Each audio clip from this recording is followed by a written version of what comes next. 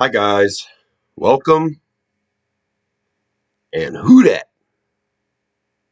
I'm Joe, and today we are going to be talking about the Saints and the upcoming draft. I have done a lot of research in the last week, and I've gotten so much information piled up in here that I'm going to have to break this stuff down into two videos. But both of them will be talking about our beloved, bless you boys in black and gold, the New Orleans Saints, and the upcoming draft. We're going to focus on our positions of need in this video. We're going to look at the draft picks. We're going to look at our roster. We're going to figure out where we need to fill the holes, whether we can still do that in free agency, or if we address it in the draft, what's the likely chances that we're going to be picking up players that we need in positions of need that can actually contribute with this upcoming draft. The next video I do is going to be breaking down the different players in the different positions in the draft. So what I'm going to do is I'm going to compile a list of about 150 to 250 players, and I'm going to present each position group in the next video that's coming out in the draft. We're going to talk about which players fit the Saints, where the Saints could get them at, and we're going to go into a much deeper dive regarding the players in the draft on the next video. This video, we're going to be focusing on the Saints roster, what we need, and beginning the conversation of whether we can address these things in the draft and what positions we really should be addressing in the draft. It's going to be a lot of information. It's a lot of work. I put in the work. I've done about 20 different mock draft simulations. I've gone to 4 different sites to do the simulations.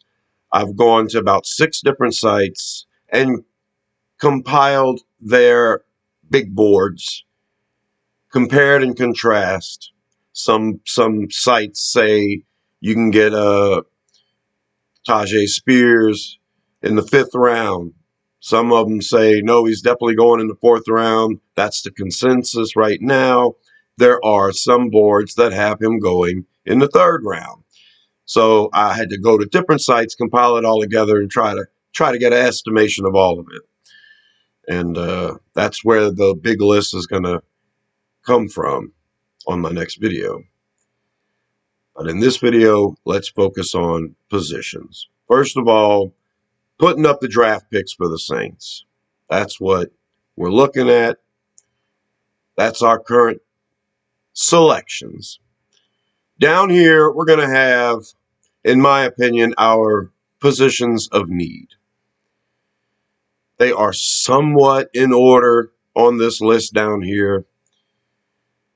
But like I say, the way the draft falls is going to dictate who you pick. If you pick best available player and the guy happens to be a safety, it's not on your to-do list.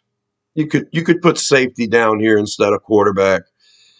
But they all have different values, different importance. I mean, you may consider defensive end a glaring need because we could use a bona fide 3-down, every down starter opposite Cam Jordan. You could consider defensive end a glaring need because Cam Jordan's getting older and we need his replacement. It doesn't mean that if you address defensive end in the 1st round, you're going to get a bona fide starter and Jordan's eventual replacement. I mean, it's tough. Best available player in the 1st round might end up being a safety. And you might say, well, this is the guy that has the best chance to eventually develop into a starter that's going to contribute for a long time for this team. May not get to start at first, but, best available player. So the draft falls a certain way. Teams draft a certain way. We don't know what the heck's going to happen, but we're going to talk about it here. And we're going to talk about it through the lenses that I've seen everything in the last week. First thing we're going to pull up is the depth at each position in the draft without looking at detailed players We're just going to pull them up, the positions.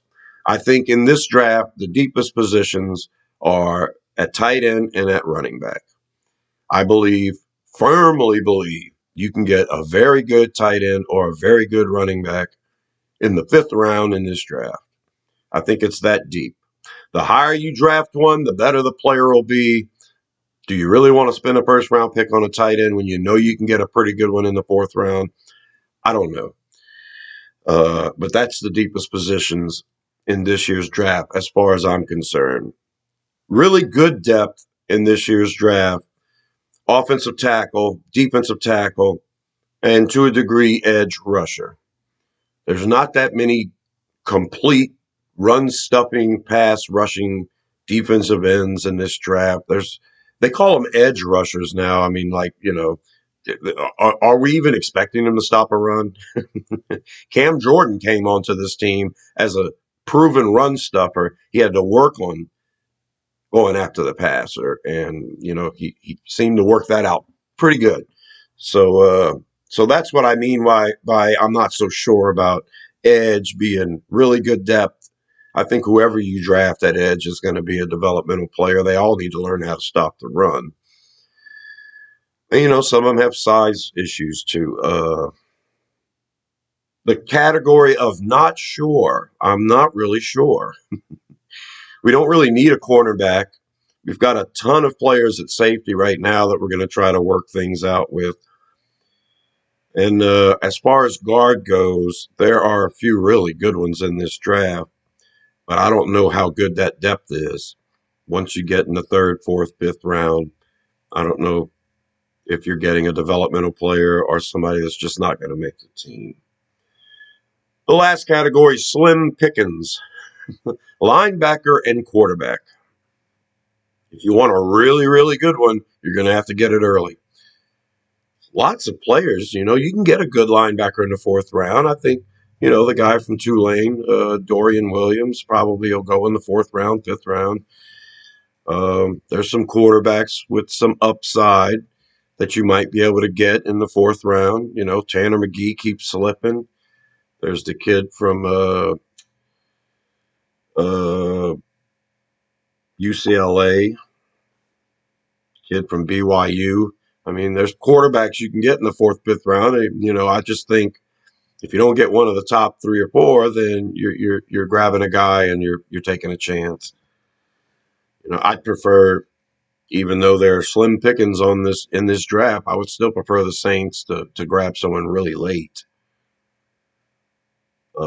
Someone like that kid from Shepherd, but his school's so small, nobody's heard of him, but he threw for 17,000 passing yards in his career. And all of our 1st round projected quarterbacks have 7,000 yards in their career. This guy from Shepherd's got 17,000. Okay, so he goes to the combine and he can make all the throws. This is definitely a guy that has potential, but you don't want to be drafting this dude in the 3rd round. Tyson Bagent, that's his name. So, you want to grab Tyson Bagent in the 6th round? I'm cool with that. A lot of potential. We'll see. So that's where I think the positions rank as far as deepest depth to slim pickings. So now let's focus on the Saints roster and these draft picks down here, these positions of need and the positions that we're drafting at. What should we be focusing on? Let's pull up the offense first. All right. Offensively, I think our biggest need is wide receiver, an interior offensive lineman, a running back, and some depth at tackle. And a lot of people are pointing at tight end and also quarterback. Okay, so I think the biggest need on offense for us, as looking at this roster, the way it sets right now, in my opinion, I think the biggest need on offense is certainly the wide receiver, the guard, and the halfback. And shortly after that, the tackle, offensive tackle. My concern here is with depth. We're good at wide receiver as far as if Michael Thomas stays healthy, Chris Olave is healthy, Rashid Shaheed continues his development. We got a nice little threesome there, but we want somebody with a big body, so we go out and get Bryan Edwards. We've got Tre'Quan Smith. So we've got some competition. We've got some youth with Merritt and with Kirkwood and with Baker. They're all young to middle-aged. They've all been working in our system. They're all going to get a chance to compete. I still think we need that good veteran, solid wide receiver, a guy that you're comfortable starting if you have to for 4 or 5 games. So let's say Michael Thomas misses half the season. Okay, that's not out of the realm of possibility, right? You don't want, I don't want Chris Olave and Rashid Shaheed to be our starters. Rashid's too small. He's learning. If he proves he can do it all, and he showed a lot last year, then I'm a little better with it. I still don't want my slot receiver to be Tre'Quan Smith. And, to try to start a game with Bryan Edwards or with Tre'Quan Smith opposite Chris Olave, that doesn't give me a warm, fuzzy feeling. So another receiver, I think, is a must. Somebody that we know is going to make this roster. I don't know if Bryan Edwards or Tre'Quan Smith are going to make this roster. They probably will because they have size and experience a little bit. I'd really feel comfortable if we got another guy. I would like somebody of a decent size, 6 foot. A lot of these receivers in the draft this year, a lot of them are quick, fast. Some of them are possession. A lot of them are 5'10" to 6 foot. There's a couple of them that are 6'1", 6'3". Do we draft a receiver based on size? Is that something we're going to focus on now that we've got Bryan Edwards at 6'3", Tre'Quan 6'2"? Michael Thomas is our big possession guy that we were looking for. So, do we focus on size or do we focus on the best player? I think we have a good enough group at wide receiver that if we think the best guy is Nathan Dell out of Houston, who's 5'8", 175 pounds. I mean, if we think he provides the best bang for our buck at wide receiver, then, you go ahead and grab him. You grab him in the 4th round, but you go ahead and grab him. And I don't know if I want to start a guy like that. So, that's where the importance comes in of the position, the depth that we're looking at. If you grab a wide receiver early in this draft, you'll probably be grabbing a guy who's 5'10", 6 foot. Okay, you got a lot of potential there. Can they start 4 or 5 games for you? Will they be better than Tre'Quan Smith or Bryan Edwards? Okay, those are the questions. Halfback, we're going to focus on that now. Of course, we have our starters in Alvin Kamara and Jamal Williams. Great move to get Williams. We're good. Until Kamara misses 6 games due to a suspension. Or 8 games, perhaps. Or maybe even the whole season. We don't know. Jamal Williams, he can start. Do you want him to be a starter for 6 games? If he has somebody to help him out, a little change of pace. We have Eno Benjamin. We have Derek Gore. Is Eno Benjamin going to be good enough for us as a change of pace when Kamara's missing 6 games? I don't know. We're going to have to see where Eno's at. But there is a lot of depth in this year's draft at running back. And I think there's the potential to draft a guy at running back this year who not only will be a good complement to Jamal Williams while Kamara's gone, but they may actually be the heir apparent to Kamara.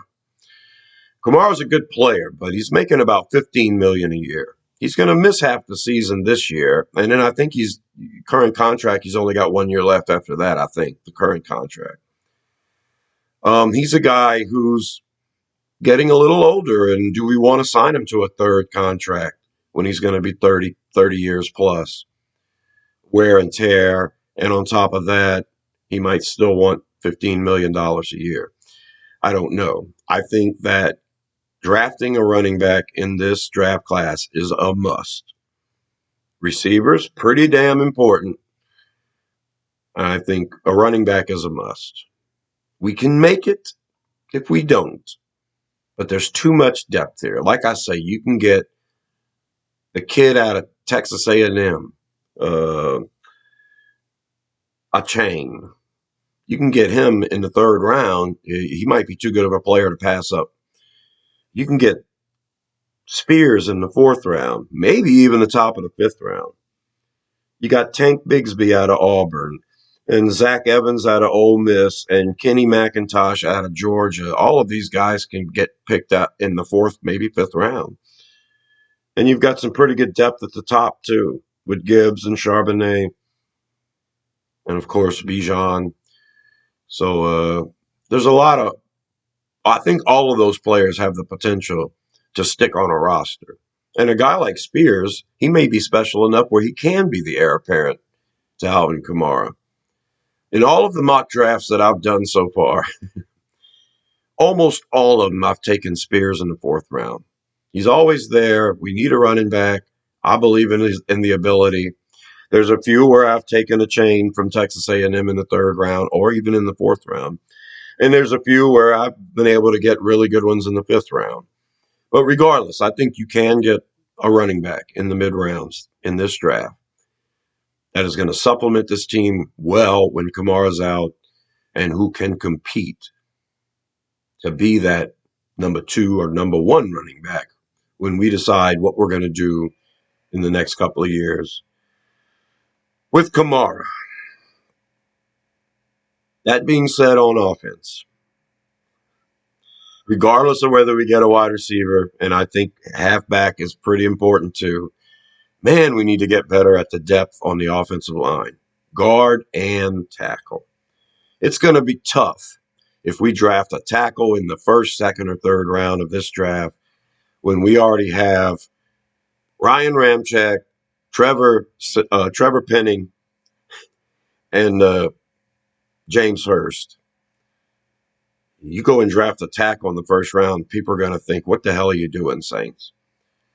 Well, last year we had to play our fourth guy, Landon Young, and our fifth guy, Lewis Kidd. We had to play them a lot. Landon Young started at right tackle. He started at left tackle for us, too. Okay, Penning was out. Hurst was out. Somebody had to play tackle. And, Landon Young, we've had him for a few years now. He's okay. I don't know if he's going to make a second contract or not. We need a guy that's going to compete with Landon Young. So we bring in Norton from the Chargers. He's a veteran.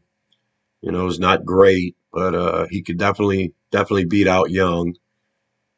And the way I'm looking at it is Penning hasn't had a chance. He's a first-round pick, and we're expecting greatness. If you have Penning and Ryan Ramczyk as your starters and James Hurst as your primary backup, you look pretty good. Why the hell would you draft a tackle? Well, Penning's still in a boot. He hasn't been able to really get better at being a pass protector. He hadn't had a lot of playing time. He was hurt all last year. He's going to be hurt all this offseason. Does he come back this year, and does he become our starter? Does he become a good enough pass protector where we're confident? If all that happens and James Hurst is our primary backup, then you don't need to draft a tackle very high. But I think you can get a tackle in this draft that can beat out Young and beat out Norton. I believe you can. I don't want to see another game where Lewis Kidd has to play left guard when we were wishing he could play right tackle. Man, there was a game when we had a backup center, a backup guard, two backup tackles. We had to stop at the Dunkin' Donuts and pick somebody up on the way to the game so they could play tackle. Okay, I'm sick and tired of not having good depth on the offensive line. If an offensive tackle falls in the first or second round, a guy like Broderick Jones out of Georgia or Darnell Wright out of Tennessee, or even Darwin Jones out of Ohio State. If one of those guys fall and they're sitting there in the first round and the second round, especially if there's a run on interior offensive linemen. I'm not going to have any problem drafting Darnell Wright with the second round pick. Sure, he's not going to be your immediate starter. You never know. I mean, Penning may never get the pass protection down if he stays healthy anyway. Can Penning learn to be a guard? I don't know. Can Darnell Wright out of Tennessee, can he learn to be a guard? I think a guy like Wright is too good to pass up in the second round because I think he's better than Hurst. I think he's better. I know he's better than Young. And I think we have injury issues across the offensive line all the time. So I'm just saying, the way the draft falls sometimes, you may have to go for a position like offensive tackle when you really feel like you don't need one. But you kind of do. You kind of do. I was tired of looking at Landon Young.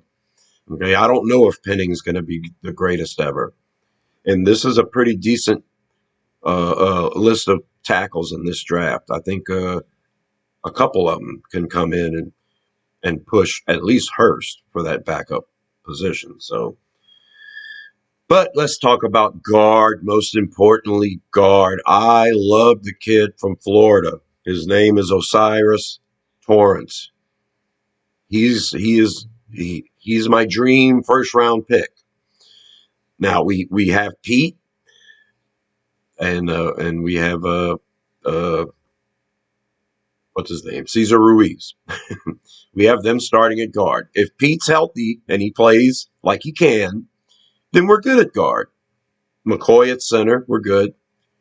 But Pete missed half the season last year. Cesar Ruiz had to play center because McCoy missed a bunch of time. Calvin Throckmorton is our primary backup guard. We had to spend countless games last year watching Throckmorton start at right guard or left guard because Cesar Ruiz had to play center.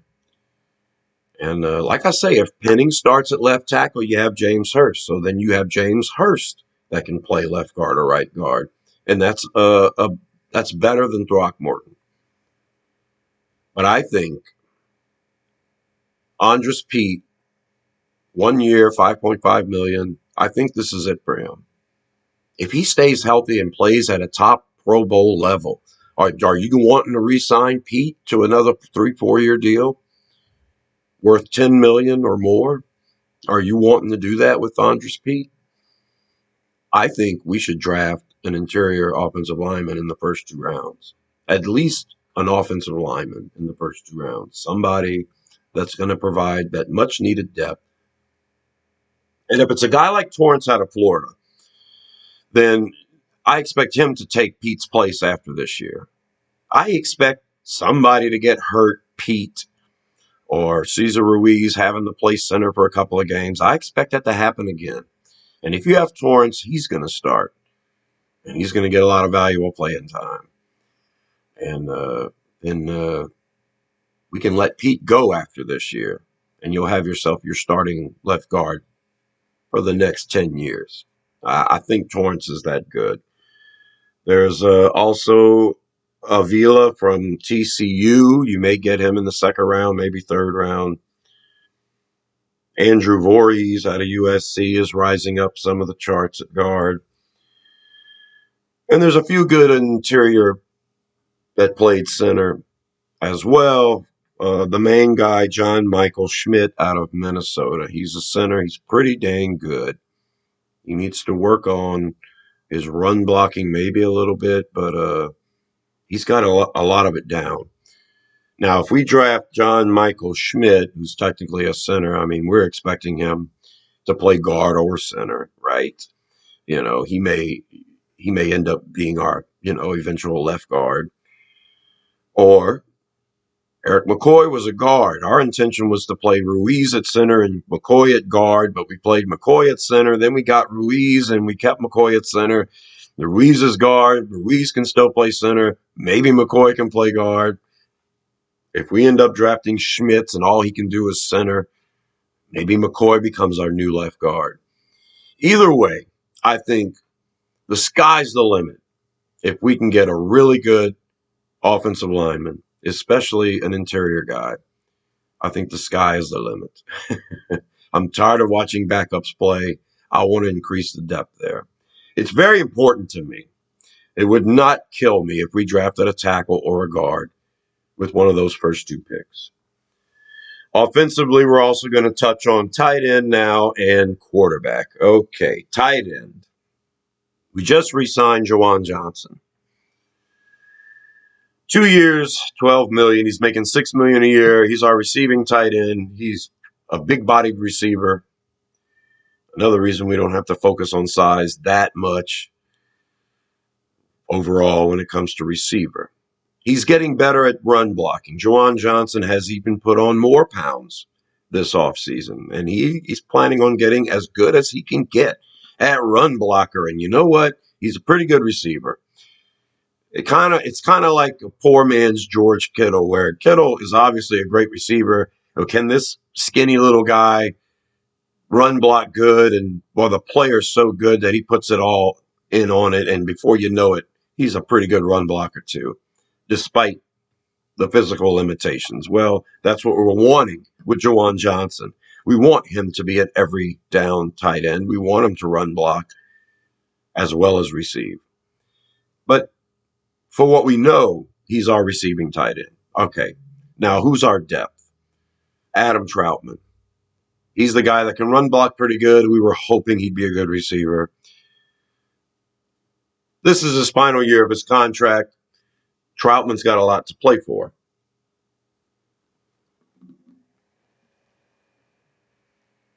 Okay.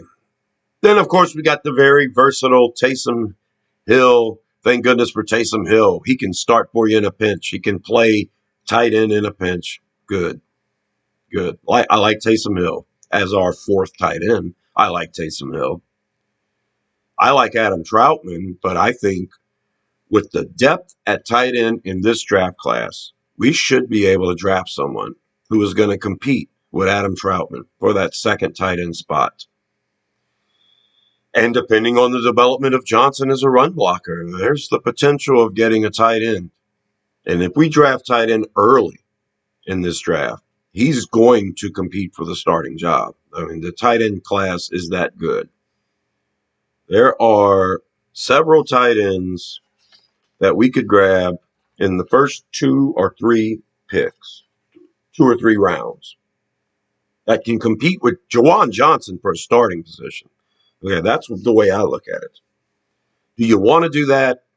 If one of these really good tight ends falls to the third round, if you have a chance to get Darnell Washington from Georgia in the third round, he's way too good to pass up at that point. You know, then you're hoping you need a tight end because you just wasted a pick on it. You just spent a pick on it.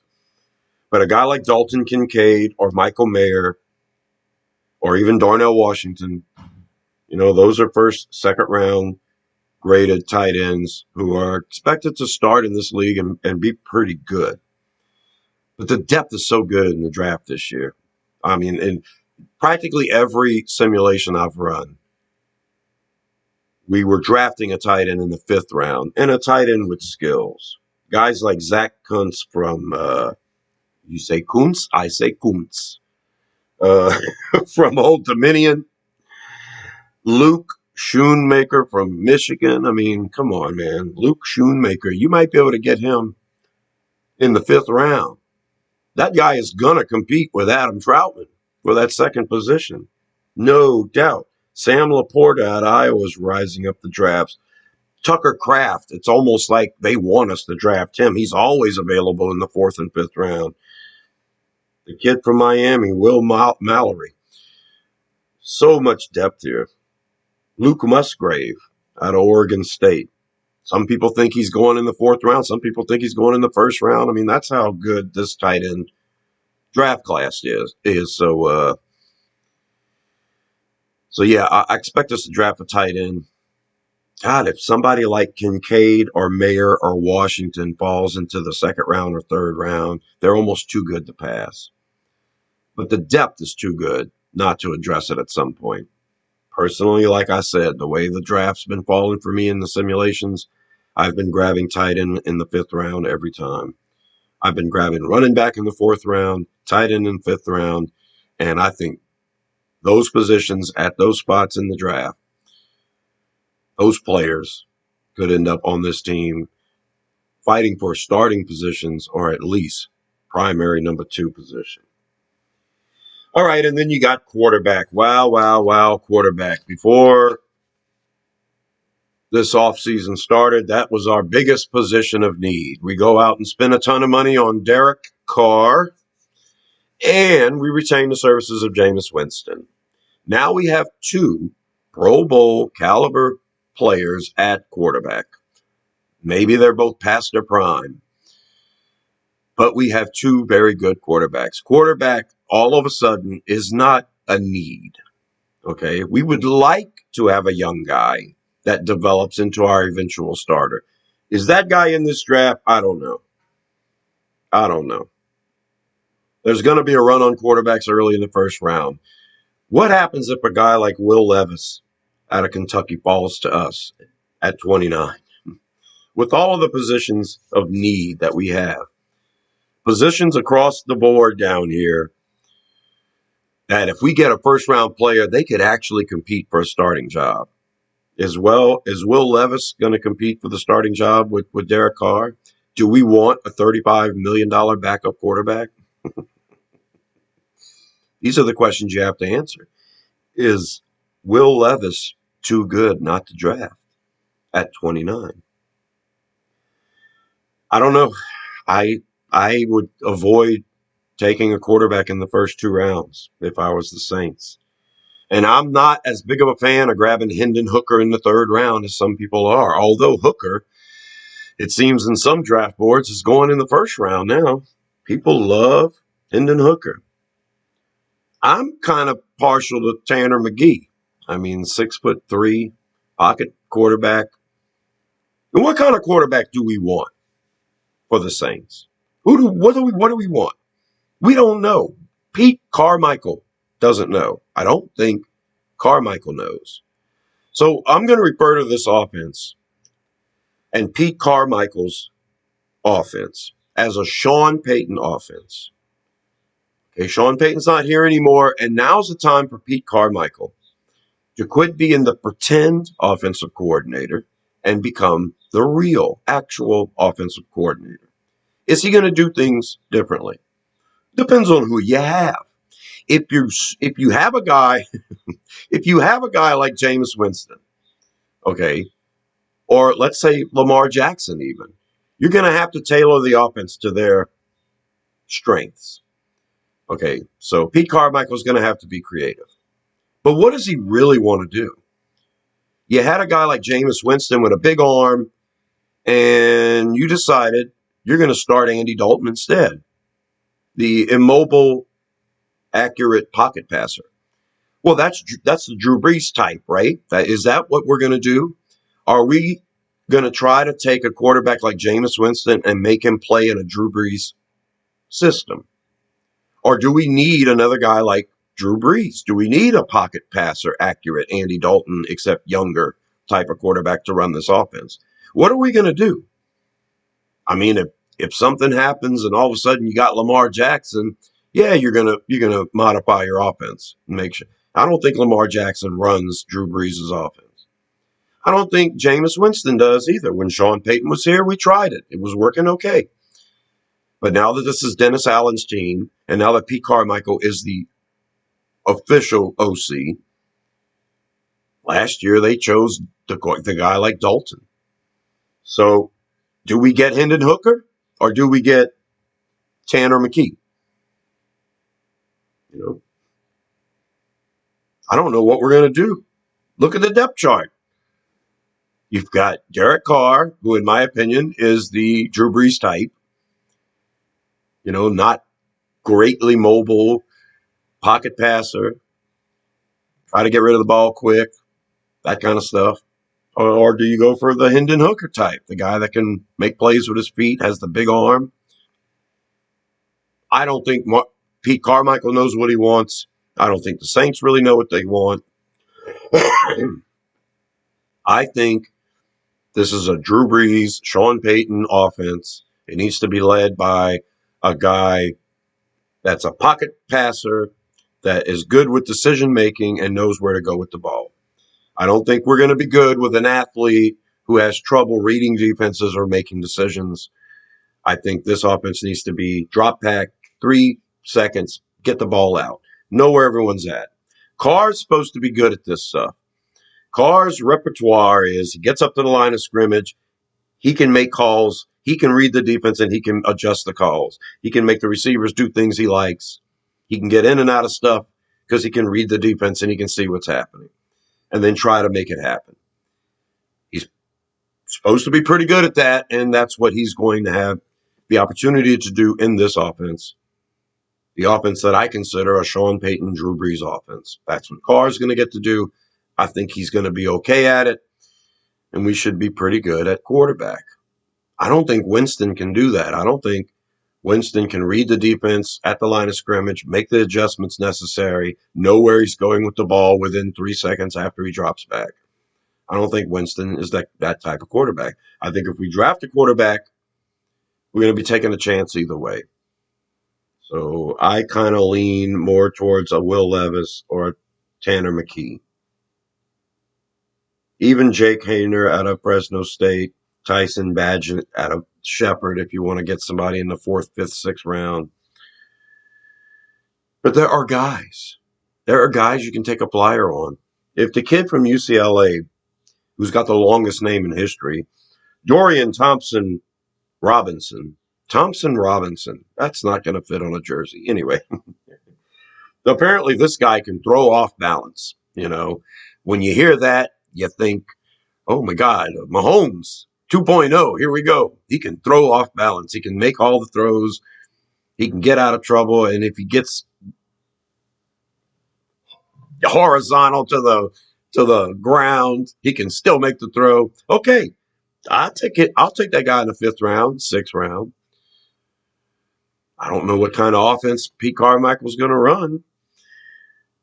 So that's where I stand on offense. And the importance of the positions. Let's pull up the defense.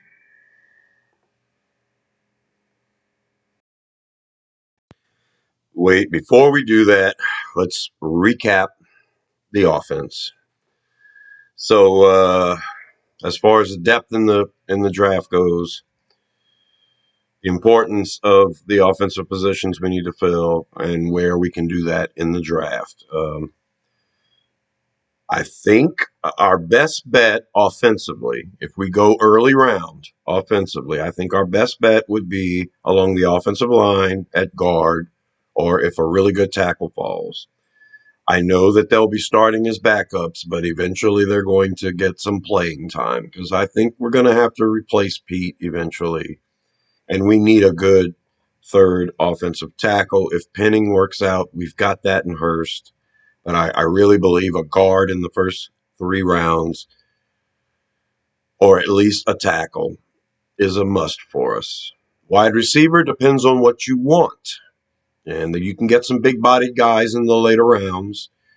Most of the highly rated guys are average size, 5'10", 6 foot. Chris Olave, 6 foot. A lot of them project to be a possession route running possession receiver. So, if you take a chance on a receiver in the first couple of rounds, you better hope that they produce. You better hope if you grab a receiver in the first 2 rounds that they're going to be a compliment to Michael Thomas and Chris Olave right out of the gate. You can get some specialists, some special kind of developmental players in the 4th or 5th or 6th round at wide receiver.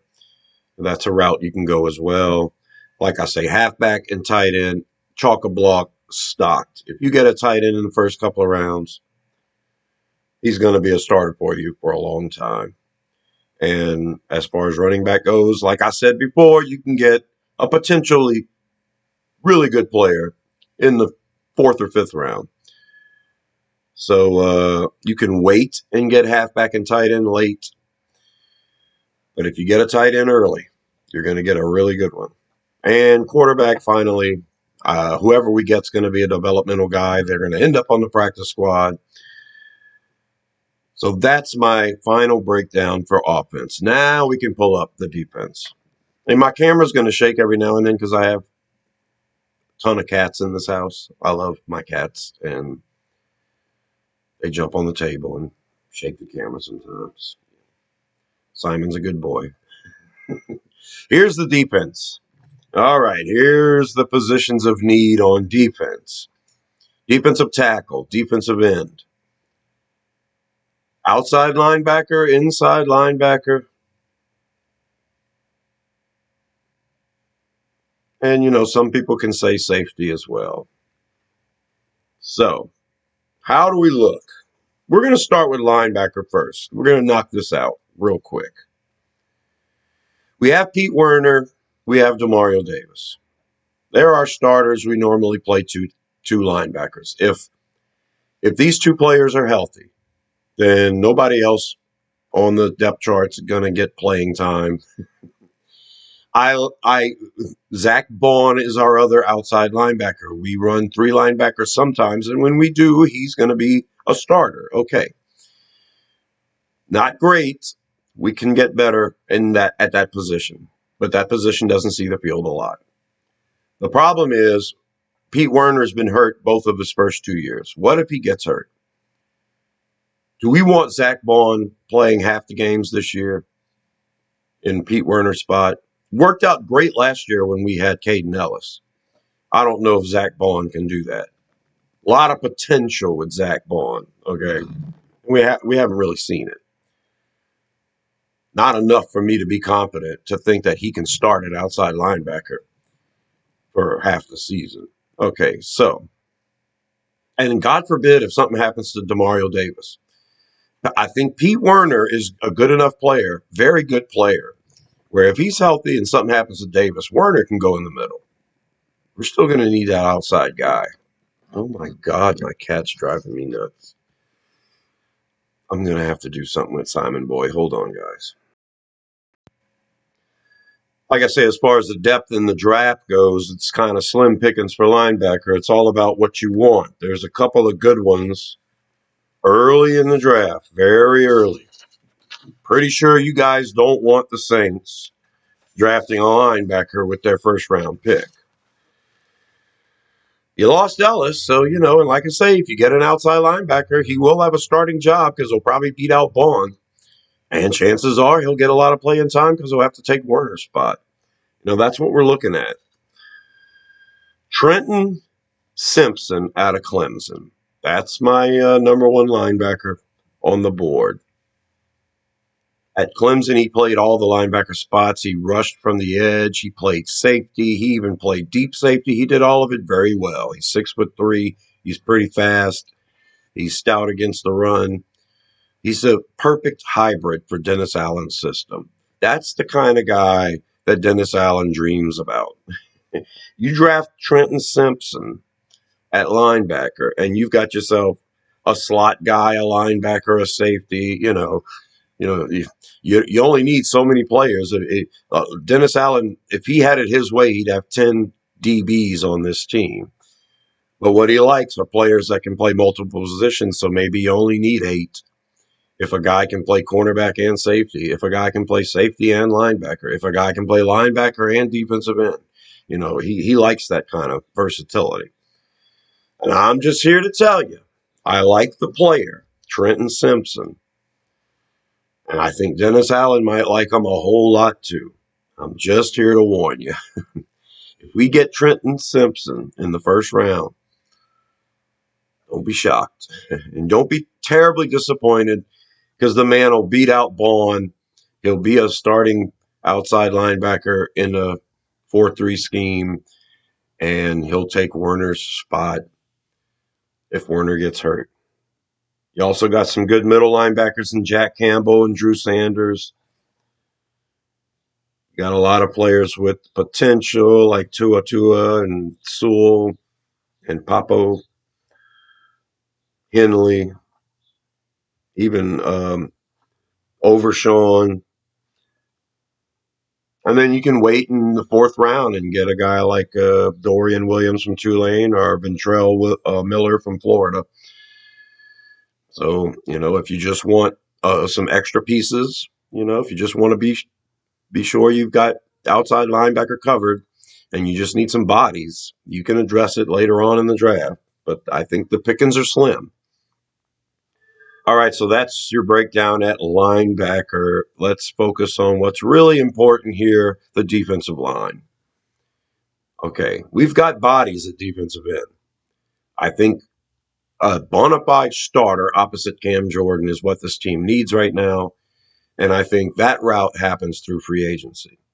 I think if we do spend money on a player in free agency, another big time signing, that's going to be on the defensive line, probably at defensive end. We need pass rush, and we address defensive tackle with Colin Saunders and Nathan Shepard and Malcolm Roach. Don't know if you're going to get a lot of pass rush from those three guys, but they all have starting capability. They've all started before. They'll be in a rotation. They've all been productive against the run. So where do we get our pass rush at defensive tackle? You're going to have to draft it early. There's some decent depth at defensive tackle in this draft. And there's some project players you can grab in the mid rounds. There are a lot of players who project to be a big nose tackle. Guys like Mazi Smith out of Michigan, or Ika out of Baylor. Those two guys could very well go in the first round, second round, and be gone. And they may last till the third round. I mean, do you want to spend a first round pick or a second round pick on a nose tackle? Do you really want to do that? Do you think if we spend our first round pick on Mazi Smith out of Michigan or Siaki Ika from Baylor, we spend a first round or second round pick on one of those guys, that they're going to come in and beat out Saunders, who's been to 3 Super Bowls and has 4 years of experience? They probably won't, but they'll definitely be in a rotation. But if we draft a guy like Brian Bresee at defensive tackle or Kalijah Cansey at defensive tackle, someone who's more of a pass rusher, those guys will compete with Shepard. They may not get to start over Shepard, but they're going to get a lot of playing time. They're going to be on the field on third down for sure. And that's where you can get a lot of, production if you address defensive tackle. So like I say, the depth is decent. If you want to go and get Jacqueline Roy from LSU in the 4th round or 5th round, if you want to play around with Keanu Benton somewhere in the 3rd round, 4th round, you can do that. You want to get Smith or Arkia in the 3rd round or 4th round, you're going to be adding a good depth. And they may turn out to be as good as Saunders or better. A guy like Jervin Dexter out of Florida might be too good to pass up in the 3rd round for us at defensive tackle. I think Bresee is the guy from Clemson that if he's there in the 1st round, we go for it and we take him. Kalijah Cansey is another guy at defensive tackle I could see us taking in the 1st round. So Bresee and Cansey, pass rushers, defensive tackles, sounds good to me. If you're going to get a big guy, I don't want to use the 1st round pick for it. Maybe too good. Maybe you think Mazi Smith or Siaki Ika are too good to pass in the 2nd round. They'd probably be way too good to pass in the 3rd round. But defensive tackle it's a high priority for this team. It's not a glaring need because we have bodies now. I think we're as good as we were before right now, but I want to be better. I just don't know if one of those pass rushers are going to fall to us. Cansey and Bresee and surely Jalen Carter out of Georgia, they may all be gone. So we're going to focus on defensive end. The edge rushers. We need a pass rush specialist. Yes, we do. Like I say, defensive end, free agent, a bona fide starter. We should spend some money on that and let all of our depth at defensive end be rotational players. And we generated 48 sacks last year. Everybody says we need more of a pass rush, but 48 sacks isn't nothing to sneeze at. And I don't know if you're going to get a bona fide every down defensive end in this draft, but you can get some potential there. If a guy like Miles Murphy out of Clemson falls to us, or Lucas Van Ness from Iowa, or Isaiah Foskey out of Notre Dame, Nolan Smith out of Georgia, one of those guys could fall. You expect Will Anderson Jr. to be gone. You expect Tyree Wilson to be gone. And then it's kind of a log jam after that.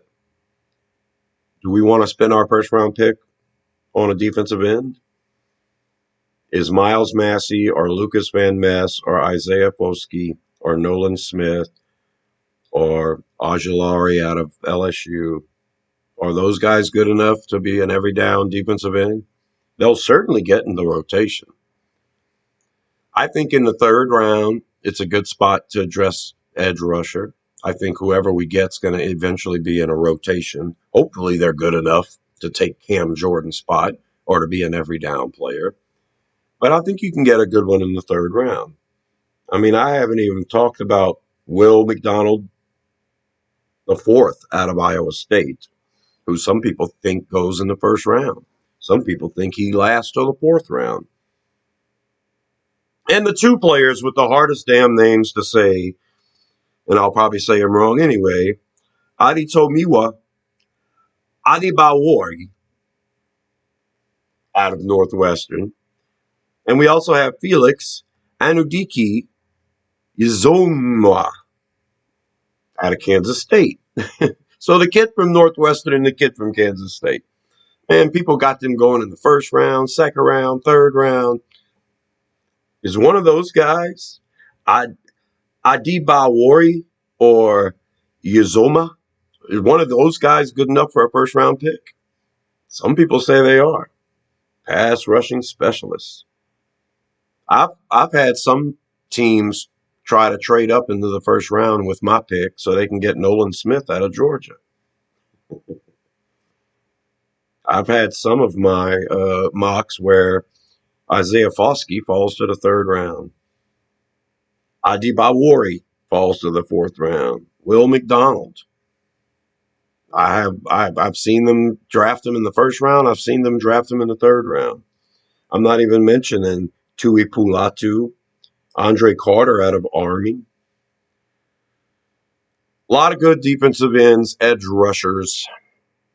I think we're better off focusing in the mid rounds for one of those guys. I mean, unless you're really sold on one and you want to go ahead and take it in the second round. We would like a bona fide starter. I don't know if you get that or not. We would like a pass rush presence. Pretty sure we can get that in the mid rounds with these edge rushers. That's pretty much it for defense. As far as cornerback and safety goes, you know, we've got so many backup safeties right now. We've got first rounders, second rounders, all running around in here trying to find a spot on the roster. Are any of them good enough? Do you want to start Jonathan Abrams for 5 games if you have to? I don't know. I don't know if you want to start Johnson for 4 or 5 games. I know you really don't want to start JT Gray for 4 or 5 games. So the issue with safety is if a guy like Branch falls, and Branch is the highest rated safety, kid out of Alabama. If Brian Branch falls to you at 29, do you take him? He's probably your highest rated player on your board. Do you take him? Brian Branch, a safety? I mean, all that skilled in the depth chart here. Maybe you think Brian Branch is the eventual starter of the future at safety. Tyrann Mathieu finishes his contract, retires, or, you know, doesn't want to take a drastic pay cut. Or maybe Marcus May finishes out his contract. A guy like Brian Branch is your heir apparent. You know, that could happen. That could very well happen. I've drafted Brian Branch in the first round a couple of times in mocks because he was the obvious best player available. All the offensive tackles were gone. The defensive tackles were gone. The tight ends were gone. I didn't know what to do. Branch was too good of a player to pass up. Those things can happen. So, all right, guys, that is a very long, very detailed video, and I haven't gone into half of it. Those are the positions of need. Those are the draft picks, where the Saints could go, how our roster looks right now. And my next video will be detailing these players in the draft, and we'll focus more on when the Saints can pick them. And we'll talk about some mock draft scenarios in that video as well. Thanks for tuning in, guys. Come back to this video. Pause that depth chart if you need to look at it again. I'm Joe. Subscribe to Rosenfield 10 for more videos like this, including my second part on the Saints and the upcoming draft. And until then, I'll talk to you later. Who dat?